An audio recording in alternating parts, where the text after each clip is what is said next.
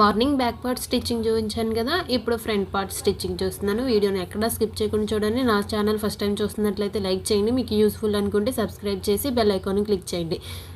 Lining ఎలా cut చేసుకున్నామో main fabric కూడా హెచ్చు తగ్గులు లేకుండా కరెక్ట్గా కట్ చేసుకోవాలి. హుక్స్ పట్టి వైపు ఇట్లా 2 క్లాత్ని కలుపుతూ ఒక స్టిచ్ వేసుకోవాలి. నెక్స్ట్ షోల్డర్ పైన వేసుకోవాలి, అలాగే ఖర్చు వైపు కూడా ఇంకో స్టిచ్ వేసుకోవాలి. చంక దగ్గర డాట్కి టక్స్ పెట్టుకుంటాం కదా, ఆ టక్స్ దగ్గర నుంచి డాట్ టక్స్ వైపుకి ఈ విధంగా ఒక స్టిచ్ వేసుకోవాలి.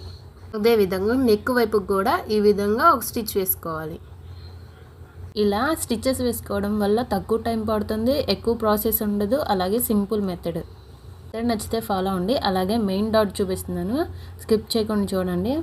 మెయిన్ డాట్ అనేది ఎప్పుడు కూడా స్ట్రైట్గా వేసుకోకూడదు, రౌండ్ షేప్లో వేసుకోవాలి. అప్పుడే చెస్ట్ అనేది పొడుచుకొచ్చినట్లు ఉండకుండా చక్కగా రౌండ్గా ఉంటుంది. డాట్ వెడల్పు వచ్చేసి సైజుని బట్టి తీసుకుంటాం. ఇక్కడ నేను 2.5 ఇంచెస్ తీసుకున్నాను వెడల్పు అనేది, హైట్ కూడా 2.5 ఇంచెస్. మెయిన్ డాట్ స్టిచ్చింగ్ అనేది క్రాస్గా కాకుండా రౌండ్ షేప్లో తీసుకుంటే కప్ షేప్ అనేది నీట్గా వస్తుంది. అలాగే ఉక్స్ పట్టి వైపు డాట్, అలాగే చంకలో డాట్ ఎలా తీసుకోవాలో కటింగ్ వీడియోలో ఉంది, ఒకసారి వెళ్ళి చెక్ చేయండి. వీడియో నచ్చితే లైక్ చేయండి, యూస్ఫుల్ అనుకుంటే సబ్స్క్రైబ్ చేయండి, ప్లీజ్ సపోర్ట్ చేయండి. Thanks for watching.